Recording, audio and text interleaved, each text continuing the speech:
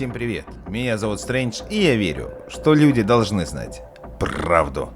В прошлой серии цикла рассказов «Похищенные» мы познакомились с молодой семьей Хатчинсон, которая мило проводила отпуск на пляже. Но что-то пошло не так. Из заключения предварительной следственной комиссии Департамента расследований штат Калифорния, Сан-Диего. В 6 часов утра при санитарном обходе пляжной зоны на западном побережье острова Коронадо сотрудниками администрации курорта Диего Резорт была обнаружена трехместная палатка, сожженная с одного края, и обнаженный мужчина без сознания. На место была вызвана полиция и сотрудники второго управления береговой охраны. Мужчине требовалась немедленная медицинская помощь, которая была оказана штатным врачом береговой охраны. Позже мужчина был доставлен в госпиталь Сан-Кристофан по Федерико 26. Майкл Хатчинсон не мог понять, в чем дело. Он в тысячный раз бранил себя за то, что психанул, за то, что начал говорить о вспышках света и прочей чертовщине, которая была точно, абсолютно точно. Он же все видел сам, взгляд жены, полный мольбы и испуга, ее открытый рот, что-то страшное и темное, надвигающееся по небу со стороны океана, а потом озаряющей вспышкой. После первого психиатрического осмотра его перевели сюда, в Тракайтера, психиатрическую клинику с закрытым режимом. Здесь тоже проводились опросы и прочие исследования. Он уже и сам не верил в то, что когда-то был здоровым человеком, а где-то была его жена и ребенок. Майкл стоял посреди небольшой палаты, мерил взглядом стены, обитые тонким полимером. Внешняя связь с миром, бронированное прозрачное стекло светило летним светом. Сколько уже он был здесь? Месяц, может быть больше. Вначале он пытался все объяснить, потом просто соглашался со всем. Когда к нему явилась женщина-психолог из департамента расследования, он даже поверил, что все изменится. Скоро ему помогут, а главное, найдут жену и ребенка. Но он ошибался. Психолог делала записи в своем блокноте, кивала головой, соглашалась и снова задавала вопросы. Врачи вели себя так же. Для них он был патентованным психом. И единственное, что они делали всем скопом, так это убеждали его самого в его психической неполноценности. Дверь зашумела замками, в палату вошли два огромных санитара, а с ними и врач, всегда учтивый, добрый лысый старик. Доброе утро, мистер Хатчинсон. Как вы себя чувствуете? Итак, врач раскрыл персональную карту пациента. На сегодня у нас сеанс гипнотерапии, потом процедура, а после у вас назначена встреча с инспектором департамента расследований. Майкл с надеждой посмотрел на врача. Может быть, наконец дело сдвинется, может быть, получены какие-то сведения. Но Майкл был научен горьким опытом. Он скрывал свое волнение. Спасибо, доктор. Отлично. Готовьтесь, приведите себя в порядок, скоро за вами придет медсестра. Майкл помнил детектива, толстого, низкорослого мужчину в шляпе, который дымил сигареты из-под усов. Но это уже на втором допросе в участке, до того, как он загремел сюда. Первый раз они повстречались в клинике. Сегодня, я надеюсь, что-то решится. Из предварительного медицинского заключения клиника Тракайтера. Пациент Майкл Д. Хатчинсон демонстрирует устойчивые признаки острой шизофрении. Причиной мог послужить очень сильный одномоментный стресс. В настоящее время проводится комплекс необходимых терапевтических и медикаментозных процедур. По итогам инструментальных исследований, пациент Майкл Д. Хатчинсон, 27 лет, страдает тяжелой формой сердечной недостаточности и аритмии, постоянно использует имплантированный водитель ритмов сердца. В настоящее время водитель ритмов заменен. Предварительно остановленный был поврежден температурным воздействием в области груди. При осмотре обнаружен сильный ожог под правым соском.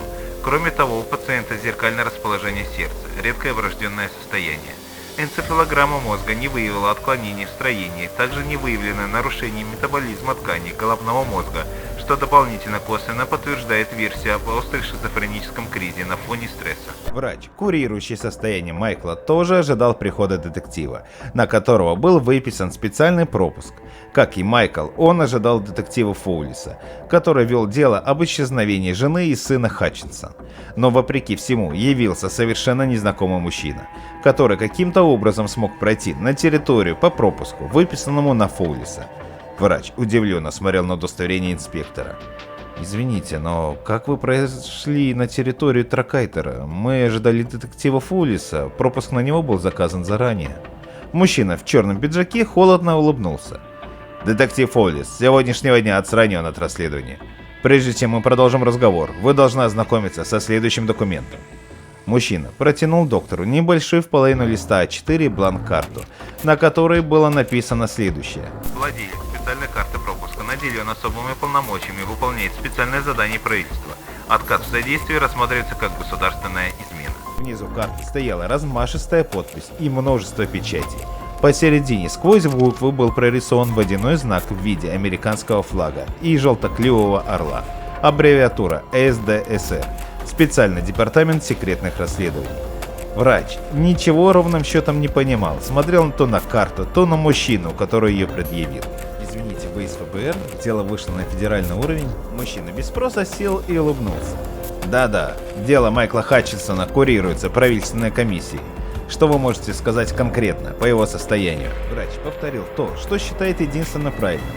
Острая шизофрения, вызванная сильным стрессом. Хорошо, это вполне логично, ведь наши сотрудники не смогли обнаружить вразумительных следов на месте происшествия. Кроме того, не обнаружены следы его супруги и ребенка. Я могу сказать даже больше. Врач заинтересованно смотрел на инспектора. У Майкла Хатчинсона вообще никогда не было жены и ребенка. О них нет никаких сведений в его биографии. Кроме того, он находился на учете, а несколько лет назад отбывал срок за хулиганское и девиантное поведение в Национальном парке Вашингтона. Врач удивленно вскинул брови. Тон инспектора и то, что он говорил, не нравилось врачу, да и было абсурдом. Но нам передали его личную медицинскую карту по адресу проживания, который был указан пациентом. Страховой полис там передали. В карте нет никаких сведений о его невменяемости или о наблюдении в клинике пеницитарных учреждений. Мужчина снова улыбнулся. Улыбка его блуждающей была, неуверенной, лукавой и высокомерной одновременно. Совершенно верно, док. Совершенно верно. После поступления в тюрьму округа Колумбия на заключенного была заведена новая карта, которая не разглашается по гражданским учреждениям. А что касается психиатрического надзора по месту жительства, то после краткого наблюдения он был выдан на поруки местного христианского общества. Скорее всего, карта была утеряна или хранится у них до сих пор. Как видите, мы навели доскональные справки о Майкле Хатчинсоне.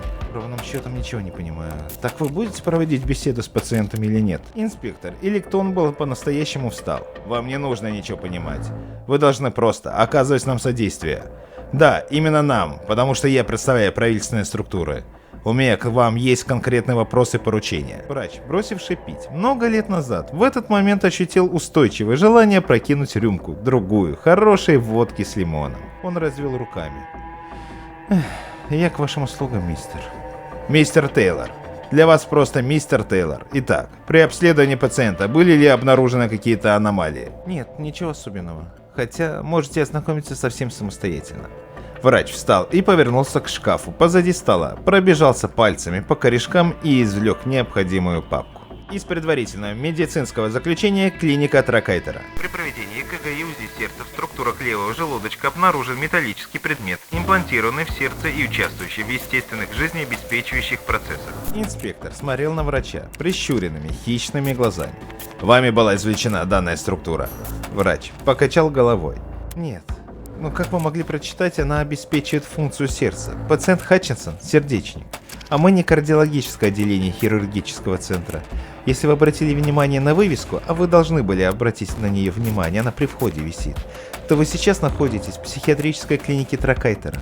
Обстановка накалялась. Чтобы как-то ее разрядить, инспектор улыбнулся. Не горячитесь, доктор. Итак, я говорил, что мне к вам будет поручение. В настоящее время следствие по делу исчезновения его супруги и ребенка закрыто. Причину я назвал вам. От вас требуется следующее. Добиться стойкой ремиссии пациента. Помочь ему избавиться от шизофреничных видений и мыслей о происшествии. Ведь вы согласны с тем, что у Хатчинсона шизофрения? Врач уже и сам был ни в чем не уверен. Все казалось до умопомрачения странным. Да, мы сделаем все возможное, чтобы вернуть пациента в общество. Отлично. Помните, с этой минуты вы работаете непосредственно на специальный департамент. На этой ноте инспектор откланялся, оставив врача в одиночестве. За более чем 20-летнюю практику подобный случай был первым на его памяти. Обычный пациент, доставленный в состояние сильнейшей депрессии, скрытого стресса, с признаками шизофрении, и вдруг им интересуется хмырь из некой правительственной службы. Черт знает, что происходит. К вечеру врач стал укореняться в мысли о том, что, скорее всего, у Майкла Хатчинсона все-таки была и жена, и ребенок. Но с ними реально что-то произошло. Что-то жуткое и, скорее всего, на глазах у мужчины. Мозг и сознание, пораженные стрессом, скрыли воспоминания, стерли или замаскировали чем-то другим, тем, что могло казаться фантасмагоричным. И скорее всего, с его семьей что-то было жуткое совершено каким-нибудь, ну знаете, сыночком или дочкой, а может и группой подростков, которую сейчас от возмездия прикрывает правительственный хмырь. Врач вспомнил дело сенаторского сынка Абирама Стоунса, который был замешан в торговле наркотиками, вовлечении молоденьких женщин в проституцию. Одна из пострадавших также была доставлена в клинику с кучей воспоминаний и впечатлений, которые довели ее до попытки суицида. В клинике же она и дала первые свои показания против Абирамы. Тогда в этом самом кабинете, в разное время, но вот прям в этом самом стуле напротив сидело также двое хмырей. Один агент ФБР, расследующий дело по Абираме Стоунсу, желающий упечь его за решетку, а вот второй был из агентства национальной безопасности, пытающийся прикрыть дело и защитить Стоунса. Тогда победил агент ФБР, и сенаторский сынок был в наручниках доставлен в суд, а оттуда в тюрьму.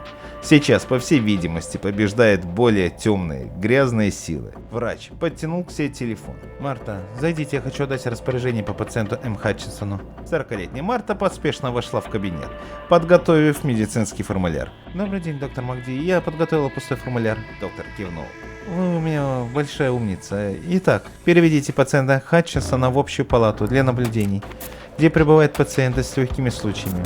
Поместите его в палату к пациентам, входящим в состояние ремиссии. Назначьте легкую трудотерапию и безнадзорные прогулки в закрытой секции парка. Снимите медикаментозную терапию». «Но ведь у него шизофрения, доктор». «Марта, ваше дело выполнять мои распоряжения. Кроме того, назначьте пациенту повторное кардиологическое обследование. Подготовьте карту препаратов, которые принимает пациент». Доктор увидел, как лицо Марты стало мрачнеть от его резкого тона. «Марта, вы у меня большая умница. Просто меня... простите меня за мой тон. Сегодня был трудный день. Просто выполните, пожалуйста, мои распоряжения. Кроме того, подготовьте пациента для беседы». «С кем?» «Со мной. Вот в этом самом кабинете. Хорошо?» Марта кивнула и пошла к выходу. «Марта, задержитесь. Я еще раз прошу извинить меня. Инспектор, который приходил, говорил с вами? Может, оставил визитку?» «Нет, он сразу прошел к вам в кабинет, со мной не разговаривал». «Хорошо. Дорогуша, вы свободны». День начался хорошо, но к полудню с приходом инспектора все изменилось. Встало с ног на голову правительство. Ну и хрен с ним, с этим правительством. Во главе США в очередной раз встали республиканцы вместе с Дональдом Трампом. А врач был ярым консерватором, южанином по происхождению. Он решил разобраться во всем сам. Итак, с вами снова Стрэндж. Подписывайтесь на канал и нажимайте на колокольчик все уведомления. Так вы не пропустите продолжение этой страшной истории. А также высылайте мне на почту свои истории, связанные с пришельцами. Контакты вы найдете в разделе о канале. Вместе мы заставим власти всех стран раскрыть всю имеющуюся у них информацию. Ведь люди должны знать правду.